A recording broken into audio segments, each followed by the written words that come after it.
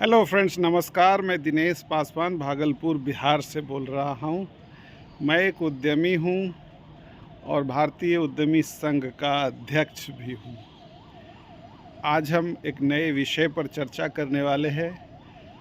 जी हाँ, हम सब जानते हैं कि हमारा जनरल इलेक्शन यानी आम लोकसभा का चुनाव चल रहा है। तो सभी चुनाव में व्यस्त हैं। जो पॉलिटिकल वर्कर्स हैं उनके लिए तो बहुत बड़ा पर्व है और आम नागरिकों के लिए भी वो अपने मतदाता के रूप में मताधिकार का प्रयोग कर रहे हैं। तो ये बहुत अच्छी बात है।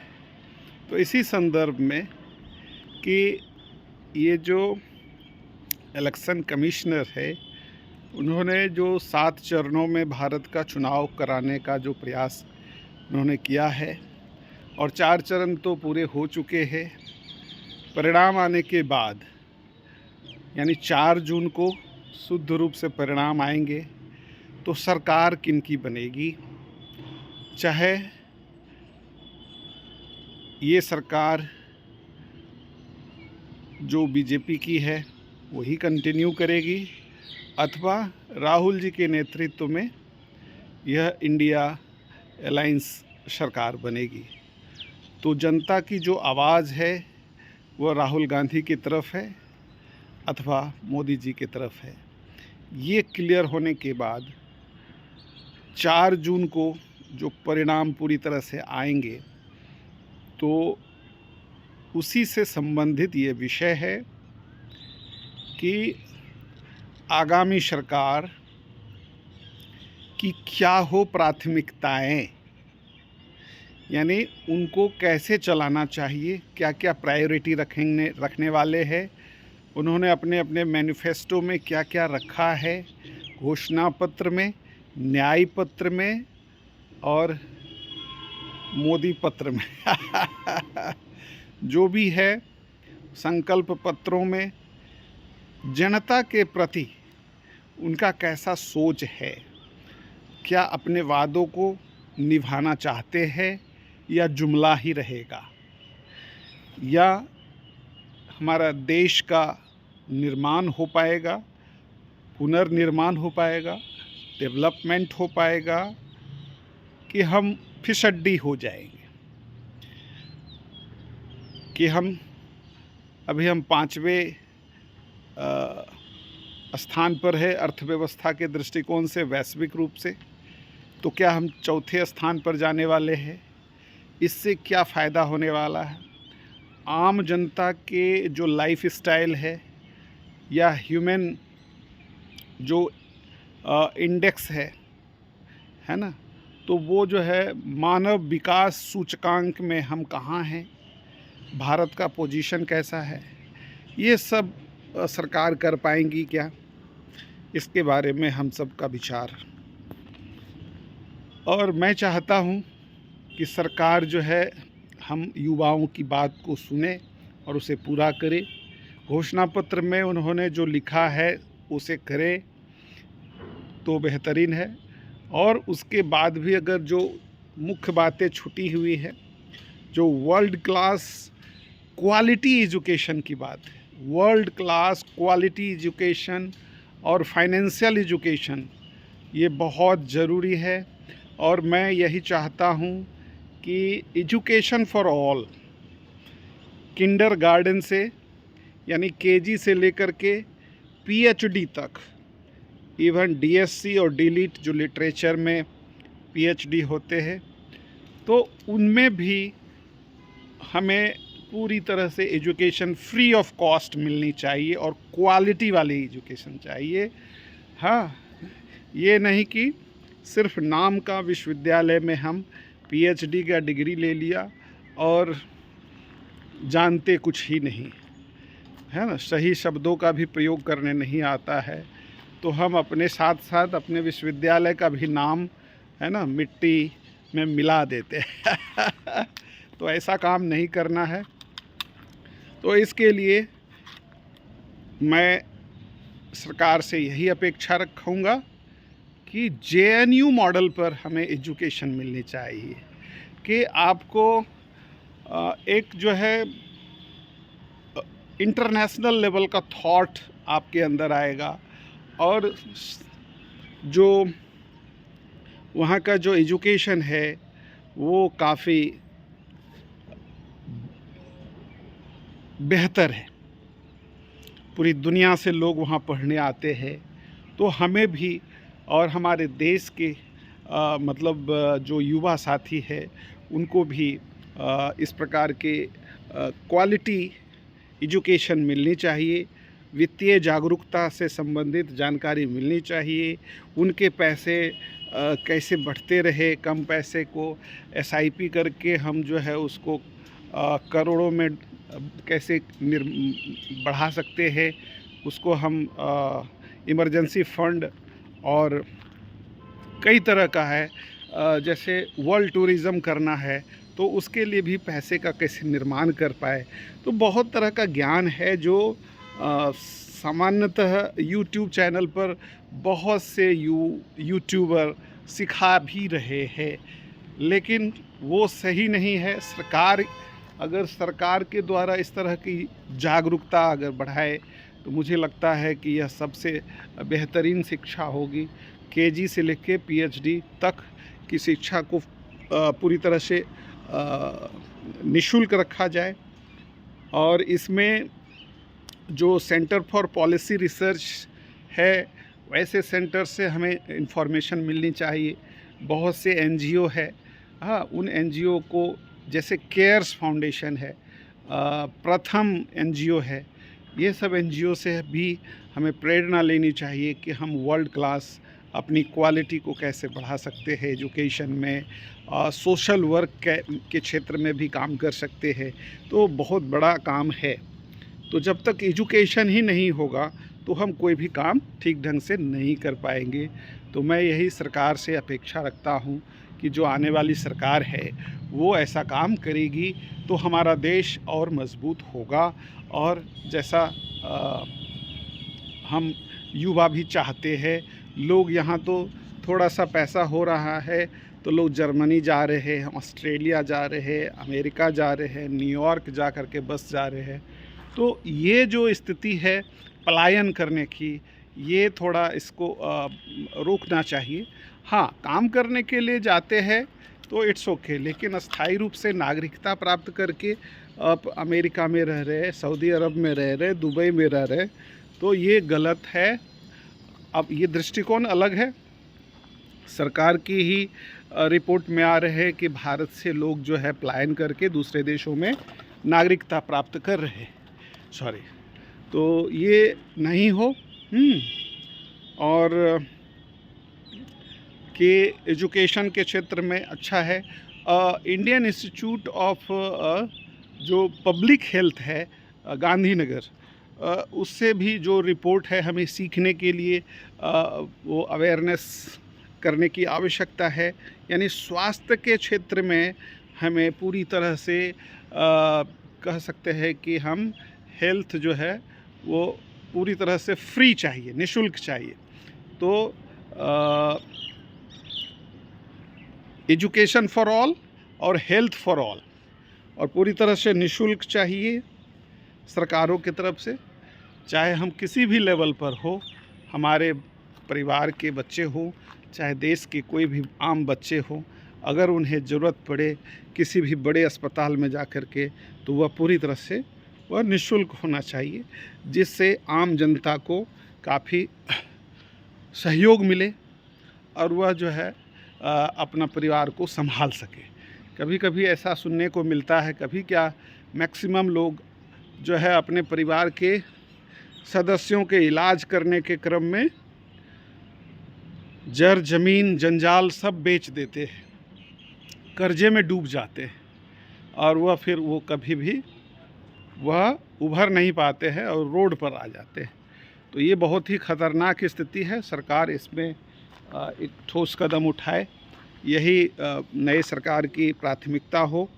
और मुझे लगता है कि अगर वो ऐसा करती है तो निश्चित रूप से बहुत ही परिवर्तन होने वाला है भारत, और एक नया भारत बनकर के पूरे विश्व को एक नया कीर्तिमान स्थापित करके लोगों के बीच में जाएगा और भारत का गौरव बढ़ेगा, मुझे ऐसा लगता है। तो निश्चित रूप में एजुकेशन के प्रति, हेल्थ के प्रति सरकार को पूरी तरह से मुफ्त रखने की आवश्यकता है। और फिर जो कॉन्स्टिट्यूशन ऑफ इंडिया है, तो कॉन्स्टिट्यूशन को पढ़ने की ज़रूरत है। वह केजी से लेकर के पीएचडी तक के अलग अलग उनके तरीके से उनको कॉन्स्टिट्यूशन पढ़ाया जाना चाहिए और इस देश को कम्प्लीटली सेकुलर बना करके रखा जाना चाहिए। धर्मनिरपेक्ष होना चाहिए और कोई भी धर्म किसी के लिए वो अपना स्वतंत्र है। व्यक्तिगत तौर पर सरकार में रहने वाले लोगों को धर्म से दूर रहना चाहिए। अगर ऐसा करते हैं तो शायद ये भारत लंबे समय तक के लिए याद किया जाएगा। चूँकि ये बुद्ध की धरती है और बुद्ध जो बोध गया में जो उनको ज्ञान की प्राप्ति हुई है, ऐसे ही नहीं प्राप्ति हुई। वो राजा के पुत्र थे और उन्होंने जो सुख है, सुख को तिलांजलि दे करके वो जंगल में आते हैं और कठोर तपस्या करते हैं और अपने मन पर विजय प्राप्त करते हैं, सांसों पर विजय प्राप्त करते हैं। और जैसा कि हम लोग विपासना करते हैं तो हमें पता चलता है कि श्वसन के ऊपर कैसे हम जो है उसको कंट्रोल करते हैं।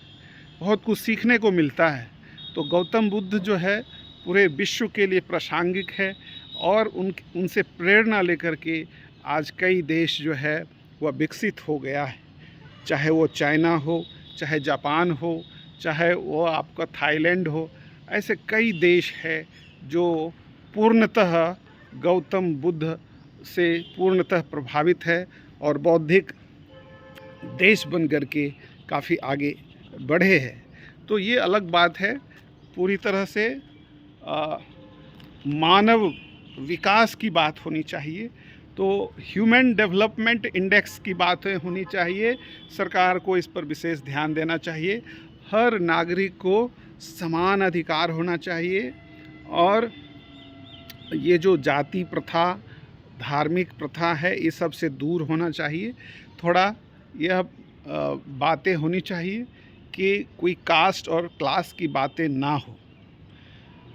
यहाँ हर व्यक्ति समान है, ऐसी मानसिकता बताई जानी चाहिए। इसके लिए अवेयरनेस किया जाना चाहिए। जितने भी सिविल सोसाइटीज़ हैं उन्हें पूरी तरह से जो है उनको हक अधिकार दिया जाना चाहिए ताकि लोगों के बीच अवेयरनेस फैला सके और जागरूकता फैला करके लोगों को आत्मबल और मनोबल को मजबूत करने में उनकी अग्रणी भूमिका हो सके। तो ये बहुत ज़रूरी है। और अच्छी पुस्तकों को पढ़ने और पढ़ाने के लिए भी अवेयरनेस की आवश्यकता है। जैसा कि बिल गेट्स जैसे व्यक्ति ऐसा बताते हैं कि हम प्रत्येक सप्ताह जो है एक पुस्तक पढ़ लेते हैं। 52 सप्ताह का एक साल होता है, तो एक साल में 52 पुस्तक पढ़ करके और वह जो है दुनिया के सबसे अमीर आदमी भी बने। और ऐसे व्यक्ति के तौर पर आपको भी आगे बढ़ना चाहिए। तो ज्ञान एक खजाना है, ज्ञान के बिना सब कुछ शून्य है। तो इसीलिए जैसा गौतम बुद्ध ने रिसर्च किया, अपने ज्ञान को खोजा, इनलाइटनमेंट उनको प्राप्त हुआ, उसी तरह से हम सभी को एक रिसर्च स्कॉलर बन करके पूरी दुनिया में अपने आप को स्थापित करना चाहिए। और भारत सरकार को एजुकेशन के क्षेत्र में और हेल्थ के क्षेत्र में पूरी तरह से नागरिक को मुक्त करना चाहिए कि आपको पैसे नहीं लगेंगे, निःशुल्क आप काम कर सकते हैं अपने परिवार को चलाने के लिए। और स्वास्थ्य और शिक्षा के क्षेत्र में सरकार पूरी तरह से ध्यान देगी। इसके बाद जो होता है बेरोज़गार साथियों के लिए उनका नौकरी की व्यवस्था और उसके बाद जो युवा साथी है जो स्टार्टअप्स करना चाहते हैं, बिज़नेस करना चाहते हैं, उद्यमी बनना चाहते हैं, तो वैसे लोगों के लिए भी आप उनको एक प्लेटफॉर्म दें, और वह प्लेटफॉर्म पूरी तरह से डिजिटल हो, पारदर्शिता के साथ हो, कोई भी तरह की जो है वह भाई भतीजावाद ना हो, और सबके साथ समान विचारधारा होनी चाहिए। तभी यह देश जो है डेवलप कर पाएगा, अन्यथा बहुत मुश्किल है। एक बिज़नेस को खड़ा करने में बैंकों का कितना सहयोग होता है।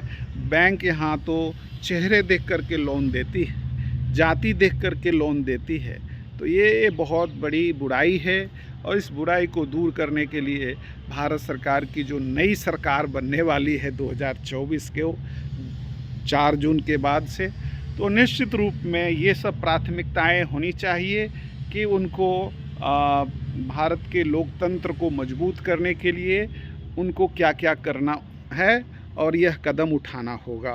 तो भी हमें लगता है कि हम कामयाब हो पाएंगे और हमें सफलता मिलेगी। और जहाँ तक सवाल है कि हम सिर्फ एक ही भाषा हिंदी सीखते हैं, बोलते हैं, हमें नई नई भाषाओं को भी सीखना चाहिए। तो इसके लिए भी जो है JNU जैसा सेंट्रल यूनिवर्सिटी की आवश्यकता है, जहाँ पर युवा जो है वह अपने नए विषय में भी उसमें सीखने में अपनी भूमिका निभा सके। तो नई भाषा सीखने से भी आपके मस्तिष्क का विकास होता है, आपका डेवलपमेंट होता है, आपके अंदर आत्मविश्वास बढ़ता है, आत्मबल बढ़ता है। तो ये बहुत ज़रूरी है। और भारतीय संविधान को जो है वो तो पढ़ना ही है। तो बाबा साहब डॉक्टर भीमराव अंबेडकर के जो 3 विचार आए हैं, है ना, कि हमको जो है एजुकेट होना है, उसके बाद जो है हमें ऑर्गेनाइज होना है, और उसके बाद एजिटेट करना है। हमें निशिक्षित बनो, संगठित हो और संघर्ष करो। यह 3 जो विचार पॉइंट्स है, इस पॉइंट्स को हमें समझना चाहिए, और इससे हमारा ही नहीं, हमारे समाज का, हमारे कम्युनिटी का काफ़ी डेवलपमेंट होगा। तो सरकार इसके प्रति भी ध्यान दे कि हर बच्चों को एजुकेशन मिलनी चाहिए, और उनके स्वास्थ्य का भी ध्यान रखनी चाहिए पूरी तरह से। ये नहीं कि गरीब लोगों को छोड़ दिया, मिडिल क्लास को छोड़ दिया, अपर क्लास को देख लिया। तो कोई तरह की वर्गीकरण ना हो, एक समान विचारधारा होनी चाहिए, शिक्षा के क्षेत्र में हो और स्वास्थ्य के क्षेत्र में हो। और हम बता रहे हैं कि जो भी युवा पढ़ कर के बाहर आएंगे तो उन्हें स्वरोजगार के लिए स्टार्टअप्स कैसे करना है, उसके बारे में पूरा डिटेल्स उनको बताया जाए।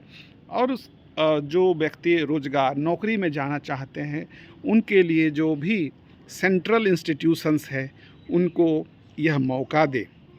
निश्चित रूप में यह सफलता मिलेगा और कामयाबी मिलेगी। जैसा हम सब जानते हैं, यह 21वीं सदी है, यह कलम युग है, यह कलम युग है, ना कि ये कल युग है। यह कलम युग है, और कलम युग में हर व्यक्ति को अधिकार है, जो शिक्षित है वो आगे बढ़ने का अधिकार है। तो इसीलिए हमें ऐसा लगता है कि जो नई सरकार बनने वाली है, उनकी ये प्राथमिकताएं होंगी, सबको समान विचारधाराओं के साथ एक साथ लेकर चलने के लिए, देश को विकसित करने के लिए हम सब आगे आएंगे। सरकार ऐसा सोचेगी। हम सभी को यह अधिकार है कि हम गरीबी से बाहर निकलें। तो आज़ादी 1947 में मिली है, 1950 में भारतीय संविधान हमें मिला है, उसके बावजूद भी हम पूरी तरह से आज़ाद नहीं हुए हैं, आर्थिक रूप से स्वतंत्र नहीं हुए हैं, फाइनेंशियल फ्रीडम हमें नहीं मिला है, फाइनेंशियल सिक्योरिटी हमें नहीं मिला है। तो इसके लिए सरकार को एक ठोस कदम उठाना चाहिए, और निश्चित रूप में फाइनेंस मिनिस्टर को ऐसे इंस्टीट्यूशन खोलना चाहिए जो कि जैसे अभी देश के अंदर हर व्यक्ति को यह जानकारी होनी चाहिए कि हम स्टॉक्स में, शेयर बाज़ार में पैसा कैसे लगाएं, और 30 साल 40 साल में वो पैसे कितना 10 टाइम्स से 100 टाइम्स कैसे बढ़ सकते हैं। तो इस प्रकार का जो है वह वित्तीय ज्ञान की भी बातें होनी चाहिए और इससे हमारा देश भी मजबूत होगा। जैसे जापान जो है वह बाउंस बैक किया, जो एटम बम गिर गया था, एटम बम जो है जापान में गिराया गया, तो ये बहुत बड़ी बात है ना। तो जापान जैसे देश पर जो एक छोटा सा देश है, उस देश का जब बाउंस बैक हो सकता है, वह आज दुनिया में विकसित देशों की श्रेणी में है ना। तो आज अभी तीसरे अर्थव्यवस्था के रूप में जापान है और वहाँ बुलेट ट्रेन बहुत बढ़िया से चल रहा है और हम लोग यहाँ पर बुलेट ट्रेन के सपने देख रहे हैं। तो ये सब चीज़ की कमियां हैं, कोई बात नहीं है, हम सब पूरा करेंगे। तो बात है कि जागरूकता की, है ना। तो जापान पर जो है वह परमाणु बम गिरते हैं, परमाणु एक नहीं दो, और वहाँ गिरने के बाद जो है लाखों लोगों की जान चली जाती है और कितने लोग तो अभी भी उसके विक्टिम्स है, उसका रिएक्शंस अभी भी उनके यहाँ बच्चे जो है छोटे छोटे हो रहे हैं। तो कहने का मतलब है कि जापान जैसे देश भी जब बाउंस बैक कर सकता है, तो इंडिया में तो पोटेंशियल है, उन्हें बस शिक्षित करने की आवश्यकता है। जिस दिन से पूरी तरह से यह शिक्षित हो गया ना, वो हम पूरा बाउंस बैक जापान की तरह करेंगे। तो ये ज़रूरी होता है और हमें लगता है कि हम सबको संगठित होने की आवश्यकता है। सरकार हमें संगठित करने के लिए ऐसे संगठनों का निर्माण करेंगे, तो हम शिक्षा के क्षेत्र में मजबूत हो जाएंगे, हम स्वास्थ्य के क्षेत्र में आत्मनिर्भर हो जाएंगे। तो फिर हम कोई भी काम, कोई भी रिस्क लेने में हिचकेंगे नहीं। हम जो है चाहे म्यूचुअल फंड में पैसा लगाने के लिए हमें प्रशिक्षण मिलेगा, चाहे स्टॉक्स में पैसा लगाने के लिए, तो निश्चित रूप से हमारा जो है वह सोच और समृद्धि बढ़ेगी। तो मुझे लगता है कि ये 2-3 जो है पॉइंट्स बहुत ही इम्पॉर्टेंट है। और ये जहाँ गरीबी है तो वहाँ पर जो है लॉ एंड ऑर्डर खतरे में आएगा। तो स्वाभाविक है, यदि आप हमारा देश संभ्रांत होगा, हमारा देश विकसित होगा आर्थिक रूप से, तो कानून व्यवस्था भी निश्चित रूप से वह ठीक होगा और हम यूरोप की तरह विकसित देश होंगे। हमारा इंफ्रास्ट्रक्चर मजबूत होगा। यहाँ पर हर तरह की जो है इंफ्रास्ट्रक्चर का घोर अभाव है। हाँ, यहाँ पर ना हवाई अड्डा है, ना अच्छी चौड़ी सड़कें हैं, और ना कोई यहाँ पर जो स्मार्ट सिटीज़ है, और ना ही कोई जो है सरकार के द्वारा जो है कह सकते हैं कि सेमिनार के लिए जो अच्छे जगह होने चाहिए वो है। और ये सब बिल्कुल डिस्काउंट रेट पर मिलना चाहिए, ताकि वहाँ अधिकतम लोग सेमिनार में पार्टिसिपेट कर पाएँ और वो आम जनता को जागरूकता मिल सके। और पॉलिटिकल स्कूल का भी यह काम है, पॉलिटिकल पार्टीज़ का भी काम है कि वह आम जनता को वह नई विषयों के ऊपर जो है वह अवेयरनेस फैलाएं, ताकि चाहे क्लाइमेट चेंज के बारे में हो अथवा जो इतनी गर्मी आ रही है, इस गर्मी से क्या क्या रिएक्शंस हो रहे हैं, ये सब के बारे में हमें जानकारी होनी चाहिए। सिंगल यूज प्लास्टिक्स जो बैन लगा दिया गया है, इसका इस्तेमाल नहीं करने के ऊपर भी हमें हमारा ध्यान जाना चाहिए। तो ऐसे चेंजेस के लिए हमें भी जागरूक रहना चाहिए। तो बहुत ज़रूरी है कि आप सबसे पहले कि आप शिक्षित हो जाएं, दूसरा आप स्वास्थ्य के प्रति चिंता ना करें, आप जो है एक्सरसाइज भी करें। यह सरकार का भी कर्तव्य हो। यूनिवर्सिटी में बच्चे को सिखाया जाना चाहिए कि आप कब तक स्वस्थ रह सकते हैं। मैं जापान का उदाहरण दे सकता हूँ। वहाँ एक इकिगाई है, और इकिगाई एक अच्छी पुस्तक के रूप में भी है।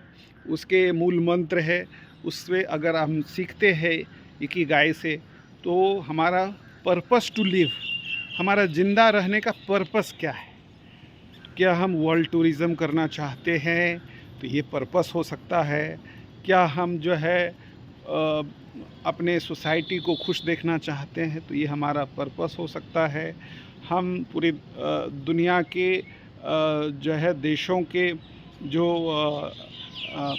ऑर्गेनाइजेशन है, यूनाइटेड नेशंस ऑर्गेनाइजेशंस, वहाँ पर जो सम्मेलन होते हैं, या अथवा WHO के सम्मेलन होते हैं, वर्ल्ड हेल्थ ऑर्गेनाइजेशन हो, चाहे इंटरनेशनल लेबर ऑर्गेनाइजेशन हो, या यूनाइटेड नेशंस डेवलपमेंट प्रोग्राम्स हो, तो ऐसे विचारधाराओं के बारे में, उनके बारे में विशेष जानकारी हमें मिलनी चाहिए, और ये सब के लिए हमें पूरा परिभ्रमण करना है। तो इकिगाई से हमें यह पर्पस टू लिव की बात है।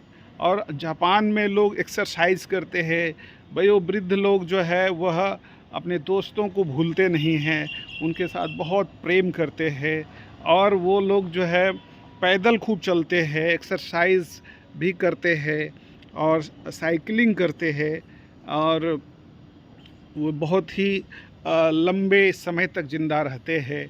125 साल से भी ऊपर आयु के लोग जापान में आपको मिल जाएंगे। ऐसे कई देश है जिसको ब्लू जोन्स बोलते हैं। ब्लू जोन्स में चाहे इटली हो, और कई देश हैं जहाँ से आप गूगल के माध्यम से आपको पता लग सकता है कि ब्लू जोन्स में कौन कौन से देश आते हैं। तो जापान में ओकिनावा एक जगह है जहाँ पर लोग ब्लू जोन्स के रूप में वह चिन्हित है, और वहाँ पर 125 से वर्ष से ज़्यादा लोग जीते हैं, मैक्सिमम लोग जीते हैं। 100 इयर्स तो वह सामान्य बातें हैं, लेकिन भारत की जो आयु है, एवरेज आयु यहाँ 70 से 80 वर्ष के है, तो यहाँ पर 70-80 वर्ष में ही ख़त्म हो जाते हैं। तो हमें इसके बारे में भी सोचना चाहिए, शुद्ध भोजन कैसे मिले, लोगों से कैसे हंसी मजाक करें, अपने दोस्तों को कैसे लंबे समय तक जो है उनके साथ अपना विचारधारा को शेयर करें, मन की बात को पूरा करें। इस प्रकार से हमारी आयु 125 वर्ष से ऊपर हो, 150 साल भी हो सकता है, यदि आप अच्छे ढंग से ऑर्गेनिक फूड आइटम्स खाएंगे, शुद्ध शाकाहारी भोजन करेंगे, तो आपको कम से कम बीमारियां होती है, ऐसा वहाँ बताया जाता है। लेकिन ऐसा ये नहीं है प्रतिबंधित कि आप कोई भी अपने स्वेच्छा के हिसाब से आपका ये भोजन होगा। तो इकिगाई पुस्तक को पढ़नी चाहिए, और बहुत तरह की जानकारी उसमें है। चूँकि अभी ये प्राथमिकताएं है नई सरकार की कि हमें कौन कौन सी प्राथमिकताओं के प्रति सजग होना चाहिए, और सरकार को इसके प्रति भी एक प्रकार से सिग्नल देखना चाहिए, और उस सिग्नल को देखते हुए क्या क्या संशोधन किया जा सकता है संविधान में, संसद में। और 150 करोड़ की आबादी होने वाली है, निश्चित रूप में हर कम्युनिटी की बड़ी आबादी है, तो उनको कैसे जो है मुफ्त राशन से मुक्त किया जाना चाहिए। हर व्यक्ति को अपने कर्म करने का अधिकार होना चाहिए, उनको रोज़गार मिलना चाहिए। ऐसे नहीं है कि उनको बिठा करके आप राशन दें। उनका भी जो है ज़मीर जो है वह है नहीं बोलता है कि हम बैठ करके खाएं, कुछ काम करना चाहता है। तो सरकार जो है नियोजन के प्रति जो है ध्यान दे, रोज़गार पैदा करे, और नौकरियां जो है वह अधिसंख्य नौकरियां पैदा करके हमारे जो लाखों करोड़ों बेरोज़गार साथी है उनको रोज़गार देने का काम करे। तो निश्चित रूप में भारत जो है एक स्वर्ण युग में चला जाएगा, और यह गोल्डन युग जो है, गोल्डन इरा में निश्चित जा कर के हमारा भारत जो है बहुत बड़ा काम करेगा। और हम फिर जो है चाइना क्या है, जापान क्या है, अमेरिका क्या है, हम पूरे दुनिया में आगे जा सकते हैं।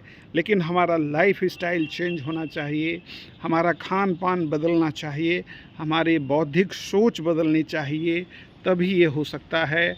और इसके जड़ में जाएंगे तो क्वालिटी एजुकेशन है। तो ये क्वालिटी एजुकेशन पर मैं बार बार फोकस करता हूँ और निश्चित रूप में हम भारतवासी के सभी नागरिकों से भी यही अपेक्षा रखता हूँ, युवाओं से, महिलाओं से और अपने जो अभिभावक है उनसे भी, कि क्वालिटी एजुकेशन के साथ फाइनेंशियल एजुकेशन का भी विशेष ख्याल रखा जाना चाहिए। तभी हम जो है हमारा देश बहुत ही समृद्ध देश हो पाएगा और फिर जो है हम जो भी देश को बनाना चाहते हैं बना सकते हैं, हम कामयाब हो सकते हैं और आने वाला चुनाव में हम हंसते हंसते फिर नई सरकार को एक नई चुनौतियों के साथ आगे उनको आगे ला सकते हैं। तो आज के लिए बस इतना ही कहना चाहता हूँ और यदि आपके भी मन में कुछ है तो आप भी शेयर कर सकते हैं, हमें बताएं और निश्चित रूप में हम उन मुद्दों पर भी हम फोकस करेंगे और हम आगे उस पर चिंतन मंथन करते हुए हमें लगेगा कि इसमें पोटेंशियल है और हम काम करेंगे और सरकार को भी हम सुझाव दे सकते हैं। हमारी बात मानी जानी चाहिए, चाहे प्राइम मिनिस्टर ऑफिस में हमें ये मैसेज भेजना पड़े, चाहे अन्य माध्यम से भी हम इसको अपने विचारों को देना पड़े तो वो भी हम लोग करेंगे। निश्चित रूप में हम युवा साथी अगर हम संगठित होते हैं, बाबा साहब के विचारों को आगे बढ़ाते हैं तो हम सब कामयाबी के शिखर पर होंगे और भारत के अंदर कोई भी भूखा भी नहीं रहेगा और ना ही कोई जो है गरीब होगा और ना ही कोई जो है वो अशिक्षित होगा। हमें पूर्णतः जो है 100% शिक्षित बनना ही होगा, तभी भारत जो है विकसित बनेगा और तभी मानव विकास सूचकांक में नंबर 1 पोजीशन पर होगा, जो कि यह एक बड़ी चुनौती है। इस चुनौती को हम स्वीकार करेंगे तो मानव विकास सूचकांक और जीडीपी में हमारा जो है वह जो प्रति व्यक्ति आय का विकास होना बहुत ज़रूरी है, तभी हम समृद्ध माने जाएंगे। और जिस तरह से अमेरिका समृद्ध है उसी तरह से भारत भी समृद्ध होगा। ऐसा नहीं है कि प्रति व्यक्ति आय बढ़ाने के लिए सरकार और यहाँ की जो जनता है, युवा है, हम सब मिल कर के यह काम करेंगे तो हम ज़रूर कामयाब होंगे। हम होंगे कामयाब एक दिन।